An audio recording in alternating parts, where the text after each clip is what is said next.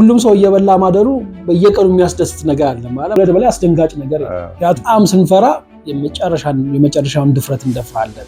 እንደዛ አይነት ነገር ይመስላል። ፍርሃቱን ጠቃሚ ማድረግ ይቻላል። ሰውን መግዛት በሁለት በፍቅርና በፍርሃት ነው። አዋጩ መንገድ ፍርሃት ነው ይላል ማለት ሰው የሰለጠነው ፈሪ ስለሆነ ነው ብዬ ነው ማስበው። እና ፍርሃት አንድ መስመር ላይ ነው ያለው። የሌለው ፖለቲካ የለም ማለት ፍርሃት አይሰራም። ምንም እናመልጣቸው አይደሉም፣ ታግለንም እንጥላቸው አይደሉም።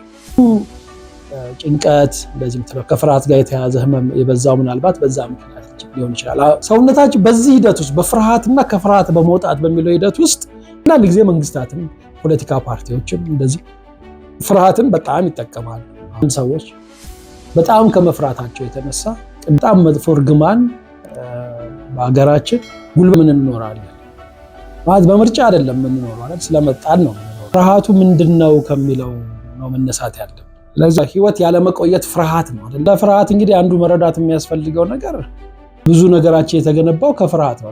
እንግዲህ ምክንያት ያልሆነ ፍርሃት ብለዋለን። በአንዳንድ ጊዜ ወደ ህመም ሊሄድ ይችላል። ለመኖር የምናሳልፋቸው ብዙ ነገሮች አሉ። አቋራጭ መንገዱና በቀጥተኛ መንገዱ መካከል ያለው ልዩነት አቋራጭ መንገዱ ፍርሃት የተቆራረጠ ሊሆን ይችላል። በፍርሃት ውስጥ ያለ ሰው የሚሆነው ነገር ምንድነው? መሽገን ነው የምንኖረውና በየቀን መሽገን መኖራችን በራሱ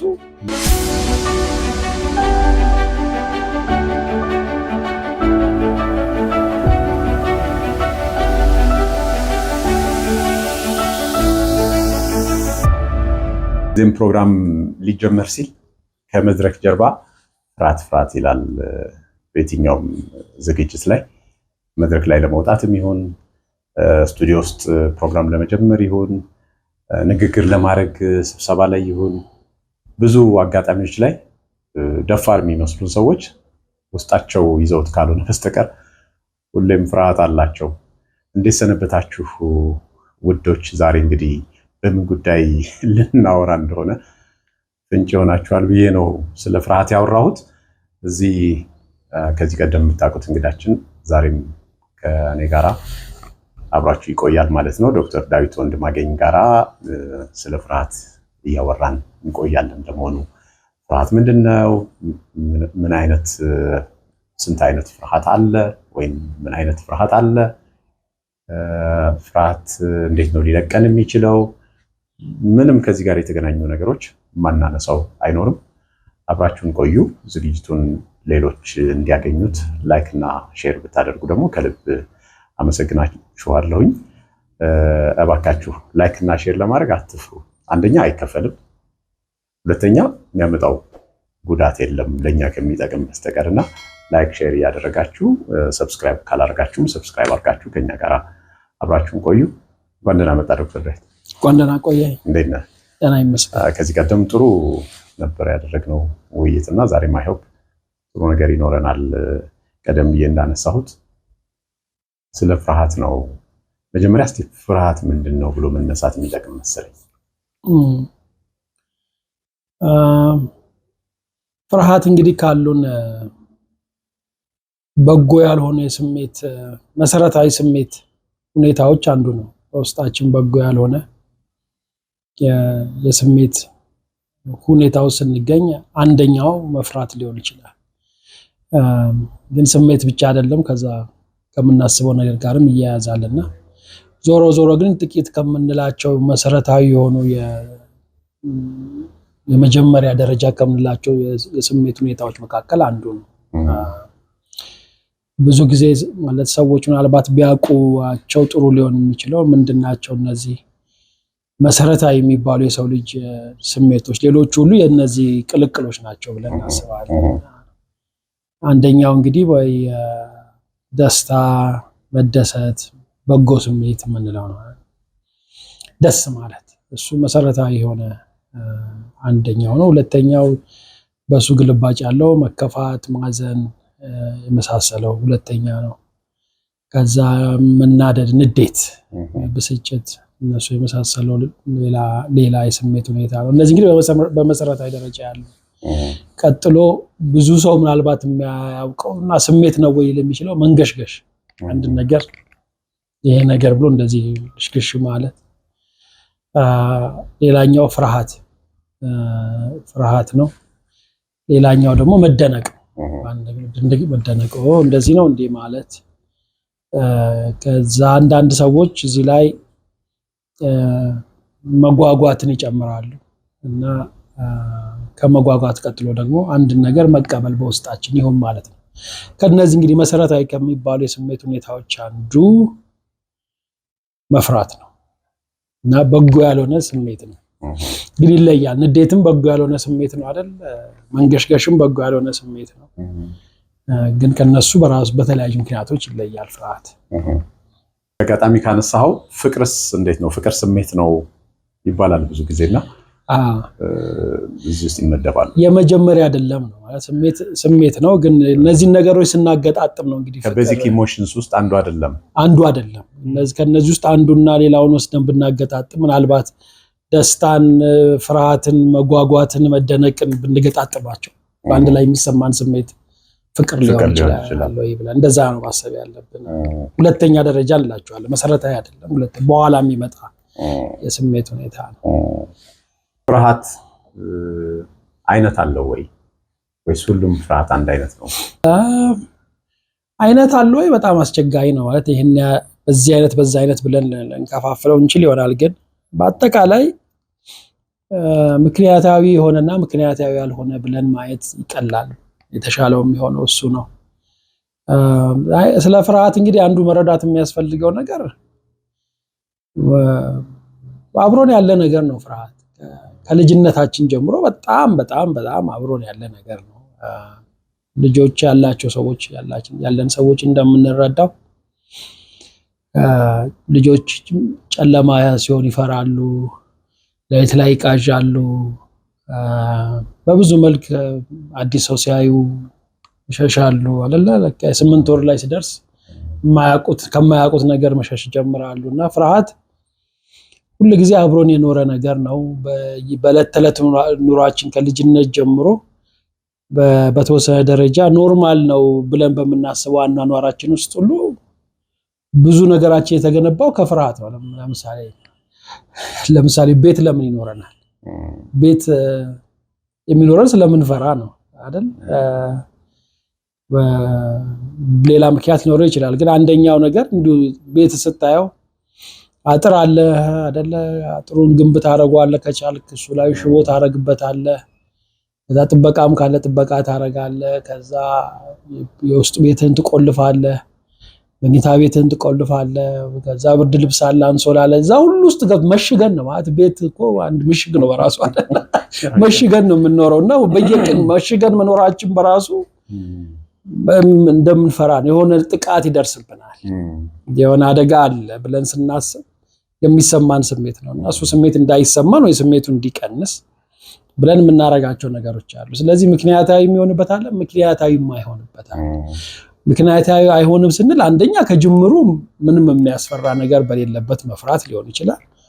ሁለተኛ የሚያስፈራ ነገር ባለበትም ግን ሊያጋጥመን የሚችለው ጉዳት ያን ያህል ጥልቅና ከባድ ባልሆነበት ሁኔታ ውስጥ መፍራት ነው። ይሄኛው እንግዲህ ምክንያታዊ ያልሆነ ፍርሃት እንለዋለን። በጥቅሉ በዛ መልክ ከፍሎ ማየት የሚያስፈልግ ይመስላል። አንዳንድ ጊዜ ሰዎች ይሄ ምክንያታዊ ያልሆነ ፍርሃት በብዛት በእኛ አይን ስናየው ማለት ነው፣ ምናልባት በእነሱ አይን እነዚህ በሚፈሩት ሰዎች አይን ምክንያታዊ አድርገው ነው የሚያስቡትና በዛ አይነት ፍርሃት ውስጥ እናገኛቸዋለን። ከተለያየ አንጻር ጥቃት የሚመጣባቸው፣ ጉዳት የሚደርስባቸው ምናምን ይመስላቸው አሉና ሲበዛ ወደ አእምሮ ህመም የመውሰድ ነገር አለ። በጣም ጥሩ ጥያቄ ነው ሰለሞን። አሁን ያነሳው መጀመሪያ ያነሳው ነገር በጣም ጥሩ ነገር ነው። ሚዛናዊ ያልሆነ ምክንያታዊ የሆነና ምክንያታዊ ያልሆነ የምንለው ከውጭ እያየ ነው ማለት ለሚፈራው ሰው ምክንያታዊ ያልሆነ ፍርሃት የሚባል ነገር የለም። በጣም ጥሩ ነጥብ ስላነሳ ነው። ምክንያቱም ሁሉ ጊዜ አንድ ሰው ሸረሪት አይቶ ፈራው ሊል ይችላልና ሸረሪት ምን ያስፈራል? ሸረሪት ምን ግፋ ቢል ረግጠ መግደል ነው ልትለው ትችል ይሆናል። ስለዚህ ሁሉ ጊዜ እኛ ስናየው ነው እንጂ ምክንያት የለሽና ምክንያት ያለው የምንለው ለሚፈራው ሰው ምክንያት አለው። ስለዚህ አንዳንድ ጊዜ ወደ ህመም ሊሄድ ይችላል። በምን ምክንያት ነው አንድ ሰው መፍራት የጀመረው? ምክንያቱም ሰዎች ያው ተረት ነን አይደል? ማለት ታሪክ ዝም ብለን አንበቅልም። ዝም ብሎ አይበቅልም። አንድ ሰው ከሆነ ቦታ ተነስቶ የሆነ ነገር አድርጎ ከሆኑ ሰዎች ጋር ገጥሞ ነው የሚኖረውና አንዳንድ ጊዜ መኖር ሰው መሆን ምንድነው ብለን መጠየቅ ይከብዳል። ግን አንዳንድ ጊዜ ሰው መሆን ምንድነው ብለን ስንጠይቅ የሚመጣልኝ አንዱ መልስ እያለፉ መኖር ነው አይደል? እያለፉ መኖር እና ማሳለፍ መቻል ሰው የመሆን አንድ ትልቅ መስፈሪያ ነው። ስለዚህ ከልጅነት ከተወለድንበት ሰከንድ ጀምሮ እስከምናልፍበት ድረስ ለመኖር የምናሳልፋቸው ብዙ ነገሮች አሉ። በጎም ያልሆኑ ነገሮች እነዛ ተጠራቅመው የምንፈራውን ነገር ይፈጥራሉ። ያ ፍርሃት ከሰዎች ጋር ያለንን ግንኙነት ሲያበላሽ፣ ስራ መስራት እንዳንችል ሲያደርግ፣ በውስጣችን ደግሞ ከፍተኛ የሆነ የውጥረት ስሜት ሲፈጥር ህመም ነው ብለን እናስባለን፣ እንደመድባለን። ከየት መጣ ብለን ያንን መርምረን ማከም ኃላፊነታችን ይሆናል ማለት ነው። ብዙ ጊዜ የሚያጋጥመው የፍርሃት ምንጭ ምንድን ነው? ከየት ነው የሚመጣው ፍርሃት?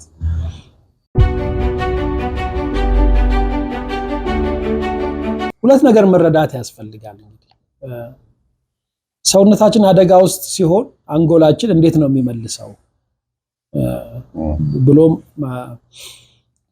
እሱም ማወቅ ይፈልጋል። እና ሁለት መንገዶች አሉት አንጎላችን።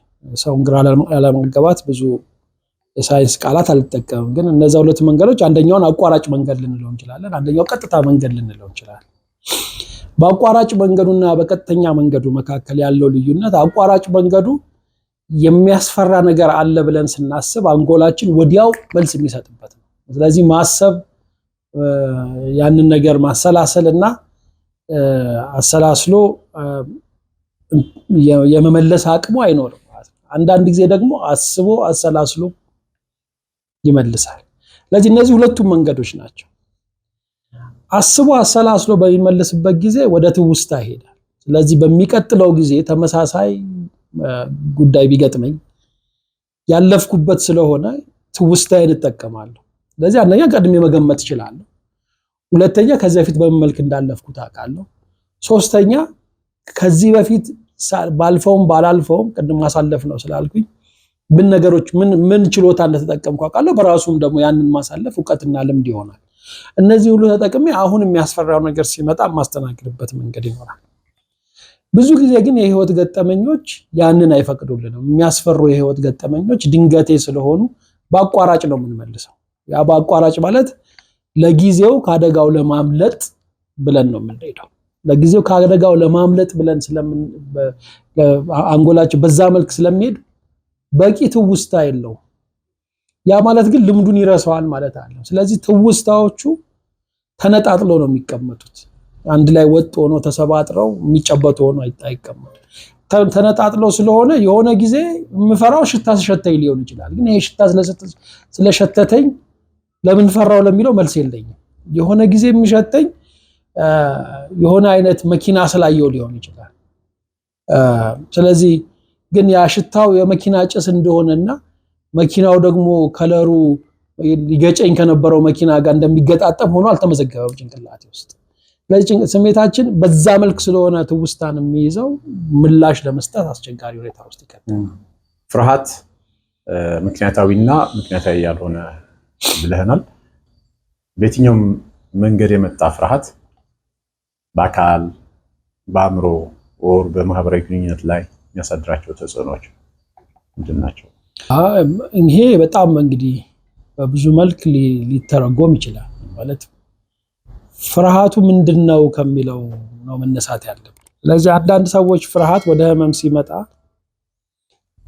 ሁል ጊዜ ያለ ፍርሃት ይሆናል። ሁል ጊዜ መፍራት ማለት ነው።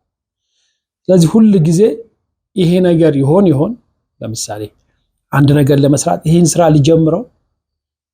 ጀምሬው ባይሳካስ ብዬ መፍራት ሊሆን ይችላል። ስጋት ይሆናል ማለት ነው።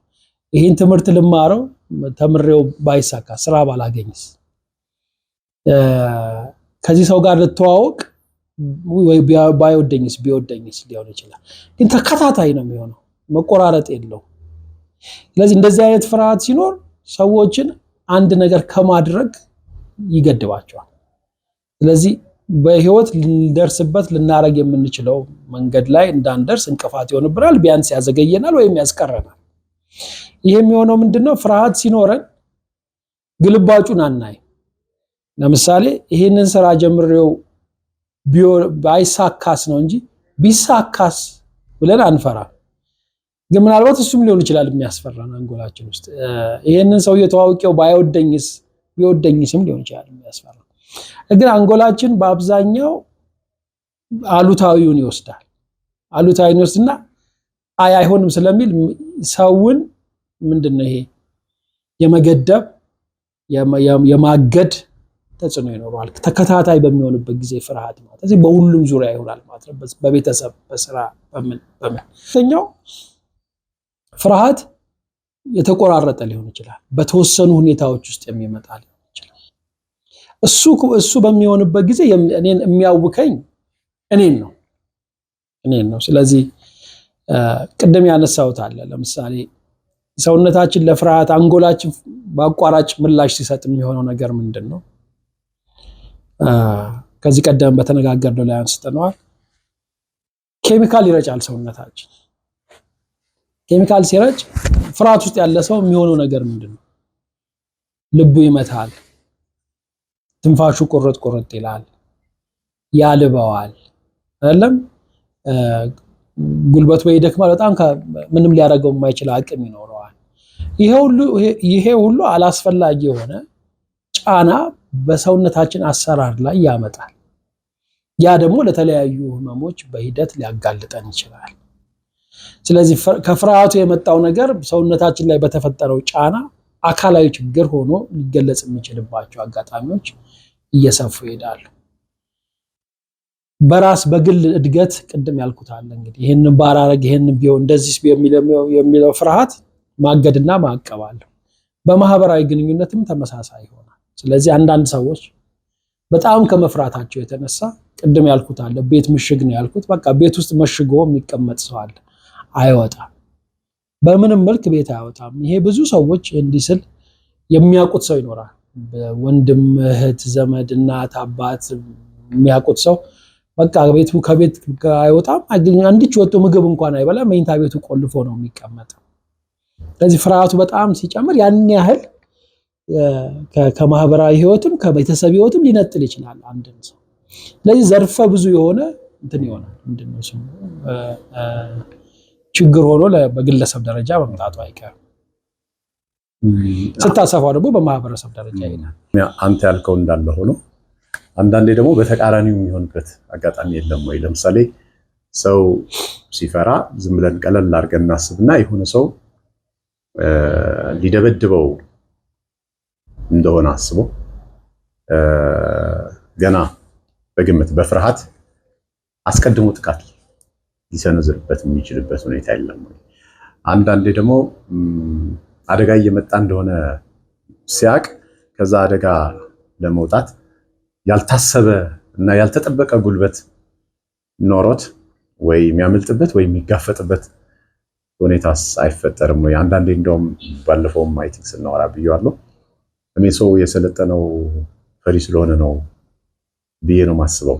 ቅድም ያልከው ለምሳሌ ቤት መስራት የመጣው እኮ ራሱን መከላከል ሲያቅተው ደካማነቱን ሲገባው ከሌሎች አውሬዎች ራሱን ለመከለል ሲል አጥር፣ ቤት፣ ግድግዳ ከዛ ደግሞ ሌባ ሲፈራ ቁልፍ እንደዚህ ያለ እንትን ለፈጠራም ምክንያት አይሆንም ወይ ፍርሃት? ነው ምንም ጥያቄ የለውም። ማለት ዞሮ ዞሮ የህይወት አንደኛው ዓላማ ማለት የመኖር አንደኛው ዓላማ በህይወት መቆየት ነው ማለት ምንም ጥያቄ የለውም። በህይወት ለመቆየት ስንል ደግሞ ከተወለድንበት ጊዜ ጀምሮ ከሌሎች ሰዎች ጋር መኖርን ማወቅ፣ መልመድ፣ መማር አለብን። በተፈጠረው ዓለም ውስጥ መኖርን መልመድ መቻል አለብን። በተፈጠረው ዓለም ውስጥ ስንመጣና ስንኖር ደግሞ ለኛ በሚስማማን መንገድ የተፈጠረ ስላልሆነ ከኛ በፊት የነበሩ ሰዎች ለነሱ እንዲስማማቸው አድርገው የፈጠሩት ስለሆነ የማይመቸኝ ነገር ይኖራል፣ እንዲመቸኝ ማድረግ አለብኝ። በማይመቸኝ ሁኔታ ውስጥ እንዲመቸኝ ለማድረግ በማረገው ውጥረት ነው ለውጥ የሚመጣው፣ ፈጠራ የሚመጣውና የተሻለ ነገር። የሰው ልጅ ታሪክን ስናይ ከዚህ የተለየ ውጤት የለውም። ግን በህይወት መቆየት ምክንያቱም በህይወት ያለ መቆየት ፍርሃት ነው አይደለም? ያንን እንትን የሚለው ዘይኔ መጽሐፍ ላይ መኖር የሚጀምረው አለመኖርን በመፍራት ነው የሚለው እሱ ነው። ማለት ከዛ ፍርሃት ስለሚነሳ ያ ፍርሃት እንድንፈጥር፣ እንድንጥር፣ እንድንበረታ፣ እንድንጎለብት ያደርጋል። ምንም ጥያቄ የለውም። ምክንያቱም ዞሮ ዞሮ ለምን እንኖራለን ማለት በምርጫ አይደለም የምንኖረው አይደል? ስለመጣን ነው የምንኖረው። ስለመጣን ስንኖር ደግሞ አካባቢያችንን በተከታታይ እየለወጥን መሄድ ያስፈልገናል። ያነሳው ቀድሞ ማጥቃት፣ ቀድሞ እንደዚህ ማድረግ የሚለው በሁለቱም ወገን ስለሚሰራ ነው። እንግዲህ አንደኛው በመሸሽ በማምለጥ ከሚያጠቃኝ ነገር ወይ እንዳያጠቃኝ በመከላከል፣ ማሸነፍ ሲመስለኝ ደግሞ በመጋፈጥ በመጣል በማሸነፍ፣ በሁለቱም እንግዲህ ማምለጥ ወይ መጋፈጥ የሚለው የሰውነታችን ምላሽ ከዛ የሚመጣ ነው። ግን አንጎላችን በአቋራጭ በሚመልስበት ጊዜ አንዳንድ ጊዜ መሸሽ ሲገባን መጋፈጥን መርጥና ጉዳት ውስጥ ልንገባ እንችላለን። እናቴ ምን ይሉኛል፣ በጣም መጥፎ እርግማን በሀገራችን ጉልበት ይስጥ ነው ይላሉ። ምክንያቱም ጉልበት ሲሰጥ የምታሸንፍ ይመስላል ሁሉ ጊዜ አይደለ? ከዛ ግን የሆነ ጊዜ ላይ ከማትችለው ጋር ጉልበት አለ ብለህ ልትጋጭ ትችላለህ። ስለዚህ የትኛው በአቋራጭ ስንመልስ ማሰብ ስለሌለ ከማን ጋር ነው የምንጋጨው የሚለውም መመዘን ሊያቅተንና ችግር ውስጥ ልንገባ እንችላለን። በትክክል ግን ያ ያስፈልጋል። ዋናው ችግር ግን አሁን ከዘመናዊ ህይወት አኗኗር አንጻር ስታየው ብዙ የዘመናዊ ህይወት የሚገጥሙን ማለፍ ያለብን የመኖር ግዴታዎች ሮጠን የምናመልጣቸው አይደሉም፣ ታግለን የምንጥላቸው አይደሉም። ማለት ቁጭ ብሎ መቀበልን ግድ ይላል። ቁጭ ብሎ ምንም ማድረግ አለመቻልን መቀበል ግድ ይላል። ሰውነታችን ይሄን አይለይም። ማለት ሰውነታችን አደጋ ውስጥ ነኝ ብሎ ሲያስብ ማምረጥና መሮጥ ስለማይችል ይሄን ሰውዬ ልተወው አይልም። የምናመነጫቸው ኬሚካል ይሄንን ስለማይለዩ ቁጭ ብለን ልቤም ሲመታ ትንፋሽም ሲቆራረጥ እና ሌሎች ሁሉ የመደንገጥ የፍርሃት ስሜት ሲመጣ ቁጭ ብዬ መቀበል አለብኝ። ምክንያቱም የዘመኑ ጥያቄዎች የስራ መስራት አለመስራት፣ ስራ ቶሎ መጨረስና እንትን ማድረግ ማስገባት፣ እነዚህ የመሳሰሉ ስለሆነ አደጋው የሚመጣው ያንን ካለመፈጸም ነው። ስለዚህ ላመርጠው ስለማልችል ሰዎች ቁጭ ብለው ከውስጥ ከሰውነታቸው የሚመጣውን ጥቃት የመቀበል ግዴታ አለብን። ይሄ በጣም የተለየ ዘመን ስለሆነ እንግዲህ የሰው ልጅ ኢቮሉሽን ሲለወጥ ይሄንን በምን መልክ ያስተናግደዋል እና ምን አይነት ደግሞ የሰው ልጅ የባዮሎጂ ለውጥ ይመጣል የሚለው በራሱ ማሰቡ ደስ የሚል እውነታ ነው። ግን ለጊዜው ግን ያለን የተሰራንበት ስሪትና ከአካባቢያችን የሚመጣው ጥያቄ ያንን ለመመለስ የሚያስችለን አይደለም እና አሁን ብዙ ጭንቀት እንደዚህ ምትለው ከፍርሃት ጋር የተያዘ ህመም የበዛው ምናልባት በዛ ምክንያት ሊሆን ይችላል። ማናመልጠው ችግር ውስጥ ነው። ሮጠን አናመልጠውም፣ ታግለንም አንጥለው ሁሉ ጊዜ። ስለዚህ ይሄንን ቁጭ ብሎ መቀበል ይፈልጋል። ያን ማስተዋል ያለብን ይመስለኛል። ግለሰብ ወደ ማህበረሰብ ደግሞ እንወሰደውና ብዙ ሰዎች በፍርሃት አዘል በሆኑ ነገሮች ይሳባሉ ማለት ይቻላል። ለምሳሌ የዜና እንኳን ሲከታተሉ አስፈሪ ዜናዎች ላይ ትኩረት የማድረግ አንዳንድ ማስታወቂያዎችም በደንብ ትኩረት ሰጥተህ ልታይ ከሆነ የሆነ ካንተ ጋር ሪሌትድ የሆነ እና የሆነ ፍርሃትን ኤክስፕሎይት የሚያደርጉ ነገሮች ሲሆኑ ሰዎች ይሳባሉ ማለት ይቻላል። ለምንድን ነው? ይሳባሉ። ቅድም ወደ አነሳ ነገር ይመጣል። እንግዲህ መሰረታዊ የሆነ ስሜታችንን የሚነካ ነገር እና የማይነካ ነገር ነው አይደለም ይቀሰቅሳል። ስለዚህ ፍርሃት የምንበለው መደነቅ የምንበለው መደሰት ማዘን ያልናቸው ስሜቶች በጠቅላላ ንዴት የመሳሰሉት የመጀመሪያ ደረጃ ስሜቶች ናቸው ብለናልና 119 ሚሊዮን ኢትዮጵያውያን ዛሬ 3 ጊዜ በቀን ምሳ በልተው አደሩ ብለን ዜና ብንሰራ ማለት ማለት 110 እንደዛ ሊሆን ይችላል ማለት ማቃለል አይደለም እንደዛ አይደለም ግን ደግሞ 14 ሚሊዮን ኢትዮጵያውያን ምግብ ሳይበሉ አደሩ ብንል ለስሜታችን የሚቀርበው ያኛው ነው አይደለም አልበሉም የሚለው ነው ምክንያቱም የሚያሳዝን ስለሆነ ማለት ነው ሁሉም ሰው እየበላ ማደሩ በየቀኑ የሚያስደስት ነገር አለ ማለት መሆን ያለበት የምንጠብቀው ነገር ነው ስለዚህ መደሰት የሚለውን መሰረታዊ ስሜት አይነካውም ያኛው ግን ማዘን የሚለውን መሰረታዊ ስሜት ይነካዋል እና የሚዲያ የፊልም ሰዎች ይሄን በጣም ተክነውበታል ምክንያቱም ስለዚህ አንደኛው ዜና የሚስበው ለምንድን ነው ብለህ ስታስብ ተመልካች ስለሆንኩኝ ነው አይደለ ስለዚህ አደጋው እኔ ጋር እንደማይደርስ ቅድም በቀጥታው መንገድ ነው የሚሄደው አቋራጩ አይደለም የሚሄደው ስለዚህ በቀጥታው መንገድ ስለሚሄድ ጋዛ ላይ እንደዚህ ሰዎች እያለቁ ነው የሚል ዜና ሲመጣ ይሄ ልክ አይደለም በጣም ማሰብ ለምንድን ነው እንደዚህ የሚሆነው ማለት በቀጥታው መንገድ ነው የሚሄደው አስቤ ነው ነገሮቹን ያሰላሰልኩ የሚሄደው ግን አውቃለሁ እኔ ማለት ጋዛ እንዳልሆንኩ አውቃለሁ እኔ ጋር እንደማይመጣ አውቃለሁ ቦምቡ እኔ ጋር እንደማይደርስ አውቃለሁ ያ ዕውቀት የሚያስፈራውና የሚያሳዝነውን ነገር ብዙ ማምለጥ ሳያስፈልገኝ እንድሸከመው ግን ሰውነቴ ይመልሳል ያንኑ መልስ ቅዳቅም ልዩነት የለውም ሰው ይመልሳል ሲያልቅ እርካታ አለው እሱን ነው ብዙ ጊዜ ሰዎች የመረዳት ያለባቸው ለምሳሌ የሚያስፈራ ፊልም ለምን ያያል ሰው የሚያስፈራ ፊልም ይፈራል ሲያየው ከዛ ግን የፍርሃት ስሜቱ ልብ መምታቱ እሱ ሁሉ ይመጣል ሲያልቅ ግን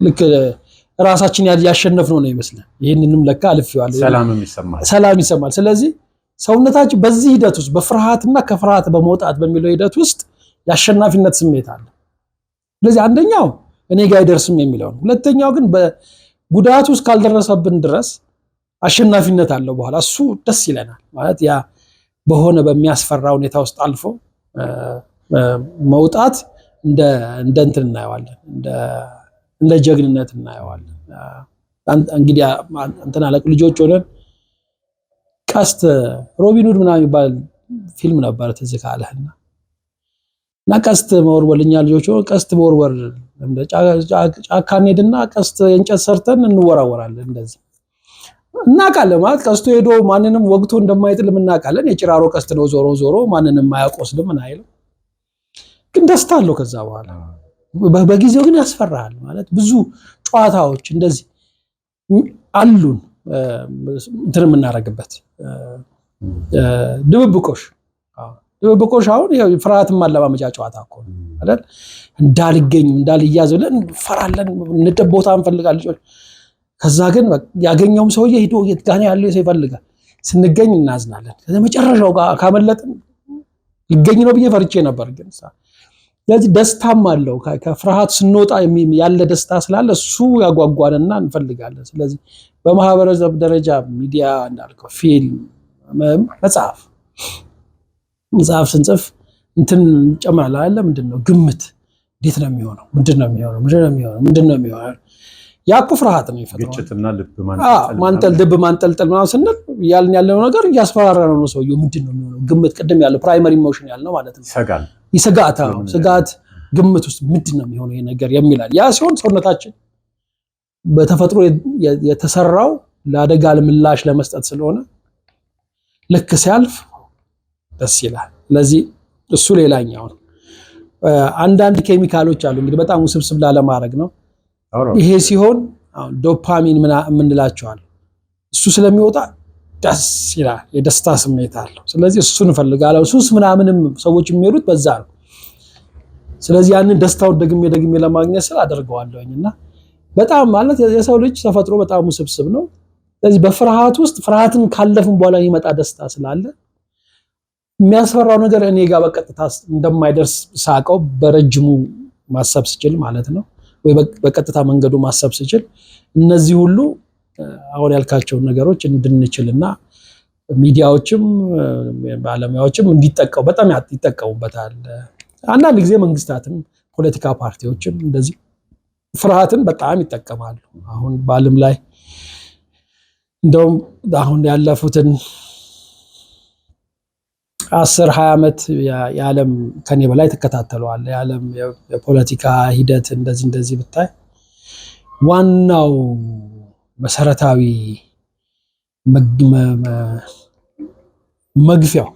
መግፊያ መንገዶቹ በእኔ እምነት ፍርሃትና መንገሽገሽ ናቸው። በጣም መሰረታዊ የሆኑ የሰው ልጅ ስሜቶችን መጠቀም ይመስለኛል። ስለዚህ በተወሰነ መንገድ የሰዎችን ፍርሃት በመቀስቀስ አንተ እንዲህ ስለሆንክ እኮ ሊመጣብህ ነው፣ እንደዚህ ሆንክ እኮ እንደዚህ ስለሆነ ነው። ስለዚህ መኖር ቅድም ያለው ዞሮ ሰው በህይወት መኖር ነው የሚፈልገው። መኖርህ አደጋ ውስጥ ነው ብለህ እሱም በማለት ሰውን መቀስቀስ ማስተባበር ምናምን ትችላለህ። በግልባጩ ደግሞ የደረሰብህ ነገር እኮ ያንገሸግሻል። እንደዚህ ነውና በማንገሽገሽ በሁሉም አሁን በዓለም ላይ ያሉ ችግሮችን ብታይ የኛን ሀገር ጨምሮ ፍርሃትና መንገሽገሽ በጣም መሰረታዊ የሆኑ የሰው ልጅ ስሜቶችን በማድረግ ማኒፑሌት ማድረግ ምንድነው እነሱን በመጠቀም አይደለ በመቀስቀስ እንበለው እነሱን በመቀስቀስ በማመቻመች በመቆርቆር ምን በማለት የሚመጡ ናቸውና ሰው ሲፈራ በተወሰነ መንገድ ራሱን ለመከላከል መጣሩ አይቀርም። ፍርሃት አሁን እንዳነሳው የፖለቲካ መሳሪያም ሆኖ እኮ ያገለግላል። ከኛ ሀገር ልምድ እንኳን ብንሄድ መንግስታት በመጡ ቁጥር ጸረ ኢትዮጵያ ኃይሎች፣ ጸረ ሰላም ኃይሎች፣ የኢትዮጵያ ጠላቶች ምናምን እንደዚህ የለመድናቸው ተርሞች አሉ። እኔ እንኳን በደረስኩባቸው መንግስታት ኦልሞስት ተመሳሳይ በሚመስል ነገር ሰው ፍርሃት ውስጥ ገብቶ ያለውን እንዲቀበል የማረጊያ መንገድ ነው ይሄ። በደንብ ማለት ምንም ማለት I'm sure the prince ማኪያቬሊ ፕሪንስ ላይ የሚለው አለ ማለት ሁለት ሰውን መግዛት በሁለት በፍቅርና በፍርሃት ነው።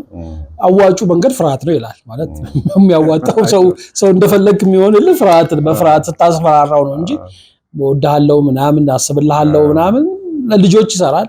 ልጆች ስናሳድግ ምን ስንል በሱ ይሰራል። ግን ኢቭን ለልጆችም አንዳንድ ጊዜ ፍርሃቱ ሊሆን ይችላል። ስለዚህ አንዳንድ መንገዶች ልጆችን ማሳደጊያ መንገድ ፍርሃትን እንጠቀማለን። የሚያጡት ነገር እንዳለ ሲያስቡ ነው ያ ወደ ማህበረሰብ ይሄዳል፣ ወደ መንግስታት ይሄዳል። በጣም ነው የሚጠቀሙበት የማህበረሰብን ተከታታይ ቅድም ያልኩት ተከታታይ በሆነ ፍርሃት ውስጥ ማቆየት ለፖለቲካ ፍላጎትን ለማስፈጸም አዋጭ መንገድ ነው። ከዛ ውጪ ማድረግ ይቻላል ብዬም አላስብም። እውነቱን ለመናገር የትኛውም ጋር ብንሄድ እሱ ነው ያለው ማለት ነፃ በሆኑ ነፃ ባልሆኑ እንደዚህ ባልሆኑ ሀገራትን ብትል ፍርሃት የሌለው ፖለቲካ የለም ማለት ሁሉም የራሱ ሳይድ ኦፍ ስቶሪ ይኖረዋል እንጂ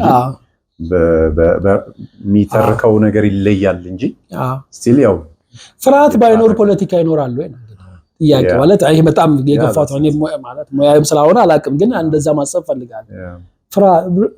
ሰው ልጅ ባይፈራ የፖለቲካል ስርዓት ሲጀመር ግቡ ምንድነው? በግሩፕ መሰብሰብ ሲኖር ነበር ወይ ባትፈራ? ምክንያቱም ሰውም በጣም ጥሩ ነገር ነው ያነሳው። ሰውና አንደኛው የፍርሃት ጥቅም ቅድም ያነሳ ነው አለ አይደለ በጎ ነገር ነው ለፈጠራ ለምን ያለው አንደኛው ማህበራዊ ትስስርን ይፈጥራል ማለት የምንተባበረው ለብቻዬ ስለማልችለው ነው አይደለ? ስለዚህ የጋራ ፍርሃት ሲሆን አንድ ላይ ይሄን ነገር አብረን ሆነን ብናረጋው ይሻላል።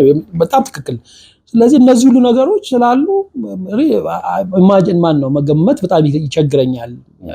አንድ ፖለቲካ ስርዓት ያለ ማህበራዊ ፍርሃት ሊኖር ይችላል ብለን መጠየቅ አለብን። ያ ማለት ፍርሃቱ ምንድነው? ለምን መጣ? እንዴት እንጠቀምበታል? የሚለው ላይ ስህተት የለም ወይ? ትክክል ነው ትክክል እሱ በደንብ መከራከር ይቻላል። እንዴት ነው የተጠቀመበት? አንድ ስርዓት ከሌላ ስርዓት አንፃር እንዴት ነው የተጠቀመበት ያለው መመርመር ይቻላል። ግን በአጠቃላይ ፍርሃት በጣም መሰረታዊ ነገር ማለት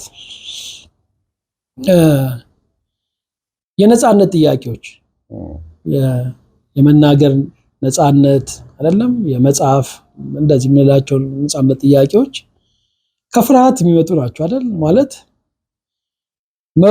መብታችን ይሁን አንልም ማለት ነው አይደል መብት አንዳንድ ጊዜ እንግዲህ መብት አዛ በጣም ሌላ ነገር ውስጥ የገባን ነው ግን የመብት ጥያቄ ከመነሻው ምንድነው ነው ማለት ዝም ብዬ ማድረግ ብችል መጽሐፍ መብቴ እንዲሆን የምፈልገው ስጽፍ መጥፎ ነገር እንዳይመጣብኝ ስለምፈራ የሚከለክል የሚያግድ ነገር ስላለ አለበለዚያ ግን መጥፎ ነገር ይደርስብኛል ብዬ ስለምፈራ ነው መብት ይሁንልኝ በህግ ይጠበቅልኝ ይሄ የምንለውና በጣም መሰረታዊ ነገር ነው ፍርሃት በግለሰብም በማህበረሰብም አኗኗር ውስጥና ያንን መጠቀም ደግሞ የብዙ ማህበራዊ ተቋማት ሁሉም ተቋማት ማለት ነው ነገሩ የፖለቲካ ተቋማት ጋር ሄድን እንጂ የፍትህ ብንል አይደለ የደህንነት ብንል የሃይማኖት ብንል የትምህርት ተቋማት ብንል ከጀርባቸው ማለት ሰዎች ፍርሃት አላቸው ፍርሃትን ማዕከል አድርገው የሚመሰረቱ ናቸው ግን አናስበው እንደዛ አይመስለን ምክንያቱም ተቋማቱ ከተመሰረቱ በኋላ ስለሆነ እኛ እየኖርን ያለ ነው እንደው እንዴት እንተነ ነገሩ ምንድነው እንዴት መጡ ለምን ተፈጠሩ የሰው ልጅ ለምን እነዚህ ነገሮች አስፈለጉት ብለን ብንሄድ በተወሰነ መንገድ እንድንሰባሰብ አብረን እንድንኖር አብረን ስንኖር ደግሞ አንዳችን እንዳንጎዳ አንዳችን እንድንጠብቅ እንጠባበቅ የሚያስፈልጉ ነገሮች ናቸውና ከዛ የተመነዘሩ ናቸው ሁሉን ነገር ወደ ፍርሃት እንዳንወስደው ይችላል ግን መሰረታዊ ነገር ነው ምንም ማድረግ አይቻልም ህግም ስርዓትም ምናምን እኮ በዝዶን ፊር የመጡ ናቸው ሰው እርስ በርሱ መጎዳዳት እንዳይኖርበት እኮ ነው ህግ መኖር ያስፈልገው የመናገር ነጻነትን ብትወስድ ፍኖም አልታፈንም የሚለውም እኮ ሁለቱም በፍርሃት ውስጥ ያሉ ሪአክሽኖች ናቸው ብዬ ነው ማስበውና ምንም ጥያቄ የለው አይ ቲንክ ፍርሃት ብዙ ነገር ውስጥ የሚገባ ይመስለኛል እንዳልከው ሁሉ ነገር ፍርሃት ነው እንዳንል ካልሆነ በስተቀር ሰው ስልጣኔውም አሳስቡም የሰላው ከፍርሃት ነው ብዬ ነው ማምነው ባይፈራ ኖሮ ብዙም ኢግኖራንት ሆኖ ይኖር የነበረ ይመስለኛል ተደሚል አይመስለኝም ሰዎች ፍርሃት ውስጥ ሲገቡ ምንድነው ማድረግ ያለባቸው ከፍርሃት ለመውጣት ፍርሃት በቃ ማንፋታው አሁን የሚኖር ነገር እንደሆነ is very clear ግን የበዛና ህይወትን የሚያደናቀፍ ሲሆን ይመስለኛል ችግር የሚሆነውና እንደዚህ አይነት ሁኔታ ውስጥ ያሉ ሰዎች ምንድነው ማድረግ ያለባቸው ከፍርሃታቸው ለመላቀቅ አንዳንድ ሰው ቀደም እንዳልከው ትንንሽ ነገር ሁሉ የሚፈራ ዝም ብሎ ሸረሪት የሚያስፈራው ሰው አለ አይጥ የሚፈራ ሰው አለ የሆነ በሊፍት መሄድ የሚፈራ ሰው አለ መድረክ ላይ ወጥቶ መናገር የሚፈራ ሰው አለ አይ ዶንት ኖ ለሁሉም አንድ አይነት መፍትሄ ይኖራል አይኖርም እርግጠኛ አይደለሁም ግን ሰው ከፍርሃቱ ለመውጣት ምንድነው ማድረግ ያለበት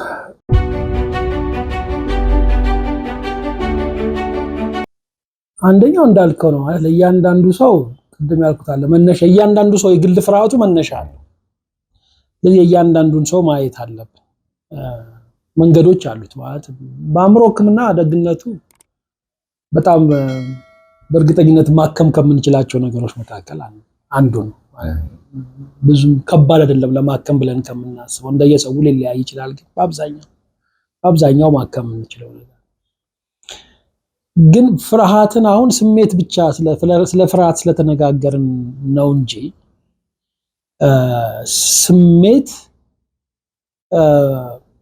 ብቻውን የለም ሰው ስሜት ብቻ ስሜት ያለው ሰው ውስጥ ነው ስለዚህ ያ ሰው ከስሜት ውጪ ሁለት ነገሮች አሉት ለጊዜ ምናልባት ሶስት ነገሮች አሉት እንደየ አካባቢውና እንደየ ምልከታችን ማለት ነው የመጀመሪያው ነገር ሐሳብ አለው ስለዚህ እያንዳንዱ ስሜት ፍርሃት ምን በለው ሌላ ስሜት ከሐሳብ ጋር ያያዛል ሁለተኛ ነገር ባህሪ አለው ያ ባህሪ ማለት ሐሳባችንና ስሜታችን ተጣምረው ድርጊታችንን ይወስናሉ ድርጊት የምንለው የምናደርገው ነገር አለ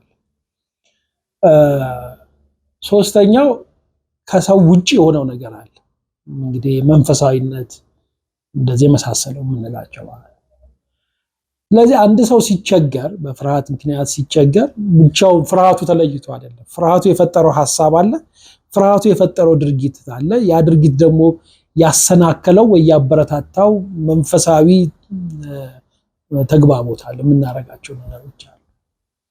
ስለዚህ ወደ ሕክምና ስንመጣ ማስተዋል ያለብን ነገር ፍርሃቱን ይዘን ፍርሃቱ ምን አይነት ድርጊት እያመጣ ነው፣ ፍርሃቱ ምን አይነት ሐሳብ እያመጣ ነው ብለን ስሜትን አሁን አትፍራ ብዬ አሁን አይዞህ አትፍራ አሁን የማይሰራው ለዛ ነው። እኛ ብዙ ጊዜ የሚሰራ ይመስለናል፣ ግን አይዞህ አትፍራ አይሰራም። ለምን ልፍራ ብለህ አይደለም የምትፈራው አይደለ? ስሜት ላይ ቁጥጥር የለም። መቆጣጠር የምንችለው ድርጊታችንን መቆጣጠር እንችላለን፣ ሐሳባችንን መቆጣጠር እንችላለን። ባለን መንፈሳዊ ተሳትፎ ደግሞ ማድረግ የምንችላቸው ነገር ከድርጊት ጋር አብሮ የሚያዝ ነው። ጥሩነቱ ምንድነው? እነዚህ ግንኙነታቸው እርስ በርስ የሚወራረስ ነው። የምናረገው ነገር ፍርሃትን ሊጨምር ይችላል፣ ሐሳቡ ፍርሃቱን ሊያብሰው ይችላል፣ ድርጊቱን ሊመራ ይችላል። አንዱን በመቀየር መልሰን ልንቀይረው እንችላለን ማለት ነው። ስለዚህ በሕክምና ከድርጊት ጋር የተያያዙ የሕክምና አይነቶች አሉ። ሐሳብን የፍርሃት ሐሳብን ነጥሎ በማውጣት ሐሳቡን በመቀየር ልንለውጣቸው የምንችሉ ነገሮች አሉ። አንዳንድ ጊዜ ስሜቱንም ራሱ የተሻለ መቆጣጠር የሚቻልበት ሁኔታ በማስተማር የምንቆጣጠርባቸው መንገዶች አሉ። ስለዚህ አዎ መውጣት ይቻላል፣ ግን ብቻውን ስሜትን አውጥተን አይደለም የምንወጣው። በጥቅሉ ወስደን የምናስተካክልባቸው ብዙ ዘይቤዎች አሉ። እንዳልኩት በሕክምና በደንብ ማስተካከል የምንችለው አጠቃላይ እስከ ፍርሃት ስሜት ውጪ መሆን ትክክል ነው ወይ? አይቻልም ነው ማለት ትክክሉም ጋር ሳንደርስ ከፍርሃት ስሜት ውጪ መሆን በሰው ልጅ ተፈጥሮ የሚቻል አይደለም። አይቻልም። ምክንያቱም መሰረታዊ ስሜት ነው ብለና አይደለ? ስንወለድ አናቅም እኮ ህፃን መጀመሪያ የተወለደ ልጅ ያለውን ስሜት አያቅም። ረሃብ ምን እንደሆነ አያቅም፣ ጥማት ምን እንደሆነ አያቅም፣ ሙቀት ምን እንደሆነ አያቅም፣ ብርድ ምንም ነገር አናቅም። እና ያ ስሜት ነው ሲወለድ ያለቅሳል። ግን የሚያለቅሰው ለመተንፈስ ባለው እንትን ነው። አንዳንድ ጊዜ ዓለምን አይቶ ነው እዚህ ነው እንደመጣሁት ብሎ ነው ወይ ምናምን እንትልቻ እንደዛ ይመስላል። ግን ብሎ አየር ይስባል። ከዛ ምንም የመጀመሪያው ነገር ነው ማለት ድንጋጤ ነው። አዎ ትክክል። በጣም የመጀመሪያው ነገር ነው፣ አስደንጋጭ ነገር ነው። መወለድ መቼም ከመወለድ በላይ አስደንጋጭ ነገር ነው። ምክንያቱም በጣም ከሚመች ቦታ ከታፈነ ጠባብ ኢንቫይሮንመንት እና የሚመች የተንሳፈፍክ ምንም ስሜት ሳይሰማ ከምትኖርበት ስትወጣና በድንገት ስትጋለጥ ለዚህ ሁሉ ነገር ድምፅ፣ ሙቀት፣ ብርድ፣ መተንፈስ መገደድ። አሁን ልጆች ሲተነፍሱ የተወለደ ልጅ እንግዲህ ያው በሙያችን እኛ ብዙ ስለምናየው በቀላሉ ይገባናል። ግን ልጆች የተወለዱ ልጆች ትንፋሻቸው እኮ ይነግርሃል። መተንፈስ ይረሳሉ እኮ። መተንፈስ እኮ ተምረን ነው የምንተነፍሰው ማለት ብቻቱም የተወለደ ልጅ በአፍንጫ ነው ከላይ እንደዚህ የሚተነፍሰው እና የሆነ ጊዜ ቆይ ይላል። ምክንያቱም በመሃል ይረሳዋል ወይ ትረሳዋለች ልጅቷ። ከዛ ሁሌ መተንፈስ እንዳለብን ቀስ እያልን ምንማር። ይሄ ሁሉ ግን ለሰው ለትንሽዬም ብትሆን ለሰውነታችን ያልተለመዱ ነገሮች ስሜቶች ስለሆኑ አደጋ ውስጥ ነው ማለት ሰርቫይቭ ቅድም ያልነው ማለት ነው። ዞሮ በህይወት መቆየት ነው አላማ። በህይወት ለመቆየት ጥቃት ነው። ይሄን ከዚህ ጥቃት ደግሞ ራሴን መከላከል አለብኝ የሚለው እሳቤ በጣም መሰረታዊ ነው። እሱን መከላከል ከሆነ ስለዚህ ያለ ፍርሃት ለመኖር አልችልም። ፍርሃትን ግን ሁሌ በግልባጩ ማየት ግን ይቻላል። ለምሳሌ ይሄን ነገር ባረገው ምን ጉዳት ያመጣብኛል አይደለም። ሁሉ ጊዜ እንግዲህ ጭንቅላታችን እንደዛ ነው የሚሄደው። ይሄን ነገር ባረገውና ቢሳካ ምን ያመጣብኛልም ሊሆን ይችላል አይደለ? ሲሳካ ስሜቶቹ በጣም እንትን ስለሆኑ ነው አይደለ? በአንድ መስመር ላይ ያሉ ስሜቶች ናቸው። በፍርሃትና በስኬት መካከል ያለው አንድ መስመር ላይ ስኬትና ፍርሃት አንድ መስመር ላይ ነው ያሉት። ስለዚህ ባይሳካ የሚመጣብኝ ችግር ነው እንዳልሞክር የሚያደርገኝ አይደል? ስሞክርና ሲሳካ ግን ፍርሃት መሆን ይቀርና ደስታ ይሆናል አይደል? ወይ መደሰት ይሆናል ስሜቱ። ስለዚህ ሰዎች የሚያስቡበትን የሚያደርጉትን ነገር በመቆጣጠር ስሜታቸውን ፍርሃቱን ጠቃሚ ማድረግ ይቻላል። ምክንያቱም በተወሰነ መልክ ለመኖራችን ጠቃሚ ስለሆነ ሳንፈራ መኖር አንችልም። በጣም ሚዛናዊነትን ማጣት ይሆናል። አንዳንድ ጊዜ ደግሞ ሰዎች አስፈሪ ነገሮችን ከሌሎች በተለየ የመሞከር ነገር አላቸው። ስለዚህ አድቬንቸረስ የምንላቸው አይነት ሰዎች ማለት ነው። ነው አደጋው እንዳለ ያውቃሉ። ሌሎች ሰዎች ማይሞክሩትን ነገር ለምሳሌ በቀጭን ገመድ ላይ እየተራመድክ መሄድ ሊሆን ይችላል። እንደ ቻሌንጅ የመውሰድና ከዛ ፍርሃት ውስጥ እርካታን የማግኘት ነገር አንዳንድ ሰዎች ላይ ያለን። ይሄ ከምን የሚመጣ ፍርሃት ከአቅም በላይ ሲሆን የሚመጣ ነው። ካውንተርፎቢክ ነው የምንለው። ማለት በጣም ስንፈራ የመጨረሻውን ድፍረት እንደፍራለን። ስለዚህ በዛ አይነት ነገር ውስጥ የሚገቡ ሰዎች አንድ ቅድም ካነሳሁት ካደረከው በኋላ የሚመጣው የመደሰት እርካታ ሱስ ነው የሚሆነው። ኦልሞስት እንደ ሱስ ነው የሚሆነው። ስለዚህ ደግሜ ያደርገዋለሁ። ከዛ ልክ ደግሞ መጠጥ ምናምን እንደሚጠጣ ማለት ነው። ስለዚህ ያን እርካታ ያመጣ። ሁለተኛ ግን በጣም የፍርሃት ስሜቱ የማያስቀምጠኝ ሲሆን በግልባጩ እሄዳለሁ። ይሄ በጣም እንግዲህ አእምሯችን የሚሰራበት መንገድ። ስለዚህ ገለብጠውና እንደውም አድርገዋለሁ እስከመጨረሻው ሄጄ። ስለዚህ በሁለቱ መንገድ ግን ፍርሃቱን ለመወጣት የምናደርገውና በጣም ከፍተኛ ፍርሃት ሲኖር የምንፈጽመው ነገር ይመስላል። ሁለት አይነት የምላሽ አሰጣጥ ነው ማለት ነው። ሁለት አይነት የምላሽ አሰጣጥ ነው። ፉከራውን እንድታየዋለህ። ፉከራውን አንዳንድ ጊዜ ስለ ፍርሃት ስትለኝ ሳስብ ነበር። አሁን ጥሩ ምሳሌ አንዳንድ ብዙ ማህበረሰብ ልጆችን ፍርሃት የሚያለማምድበት እንትን አለ። ፍርሃትን ከፍርሃት ጋር መኖርም ምናምን የሚያለማምድ በዓላት ሁሉ ምናምን አለ። አሁን ፈረንጆቹ ሃሎዊን ምናምን እንደዚህ አንዱ ልጆችን ፍርሃት የማስተራራ ከከረሜላ ጋር የሚያስፈራ ነገርና ከረሜላን በማያያዝ ፉከራ እንደዛ አይነት ነገር ይመስለኛል። ማለት ፍርሃትን መቆጣጠሪያና በቃ ማለት መድፈር ይቻላል፣ ይሄን ነገር እንደዚህ ይቻላል የሚለው ነገር ከልጅነት ሰዎች የሚማሩበት ነው። አንድ ሰው በቅርብ ከአንድ ሰው ጋር የተጫወትኩኝ ስለ ልጅነታቸው እንደዚህ እያወሩኝ በልጅነታችን አያቶች ምናምን ወስደው ጥይት ይተኮስና ባሩዱ ይሽተተው ይባላል። ገና ሕፃን ልጅ ሆነ ማለት ስለዚህ ያ ሽታ በኋላ ከድፍረት ጋር ያያዝ እንደዚህ። ስለዚህ በእያንዳንዱ ማህበረሰብ ውስጥ እንዲህ አይነት ፍርሃትን የማስለመድ እንትን አለ ማለት አይዞህ። አሁን ለምሳሌ አይሰራም ብያለሁ አለ፣ ግን አይሰራም ፍርሃትን ለማጥፋት ነው ማለት። ለማስለመድ ግን ሊሰራ ይችላል። ምክንያቱም ብዙ ጊዜ አይዞህ ሞክረውና ልጆችን ምንም ችግር የለውም አይዞህ ምናምን እንደዚህ እንላለን። ያን ስናደርግ ፍርሃታቸውን እንዲጋፈጡት ልጆችን እንደዚህ የምናስተምርበት መንገድ ሊሆን ይችላልና ከዛ አንፃር ነው የማየው። እንግዲህ ጥሩ ውይይት ነው የነበረ። እኔ እንግዲህ ያላነሳሁት ጥያቄና አንተ በፍርሃት ላይ ይሄ ቢባል የምትለው ካለ የመጨረሻ ላድርገው። በእውነቱ ምንም የለም። አመሰግናለሁ። ውዶቻችን እንግዲህ ከኛ ጋር አብራችሁ እንደቆያችሁ ተስፋ አደርጋለሁ። ዶክተር ዳዊት ወንድማገኝን በእናንተ ስም ከልብ አመሰግናለሁ። ዝግጅቱ ለሌሎች ይጠቅማል ካላችሁ ላይክ እና ሼር ማድረግ አትርሱ። በቀጣይ ሳምንት በሌላ ዝግጅት ምናልባትም ከሌላ እንግዳ ጋር እንደገና እንገናኛለን። እኔ መጀመሪያ ፕሮግራሙን ሲጀምር የነበረኝ ፍርሃት መብራት እንዳይጠፋ ነበር። አፍናረከና አሁን ጨለም ብለን የምታዩት በተለይ የኔ ካሜራ ጨለም ይላል ብዬ እጠብቃለሁ። ጨለማ ውስጥ ሆኜ የማወራው ያው መብራት ጠፍቶ ነው። አንዳንዴ ያስጠፋ ደግሞ ያስፈራል። አይ ነው ያው እንደሚጠፋ ስጋቱ ቢኖረኝም ግን ከማድረግ ወደኋላ አላለም። በጨለማ ውስጥም ቢሆን መልእክቱ ተላልፏል ብዬ አምናለሁ። እስካሁን አብራችሁን ስለቆያችሁ ከልብ አመሰግናለሁ። መልካም ሳምንት። ቻው።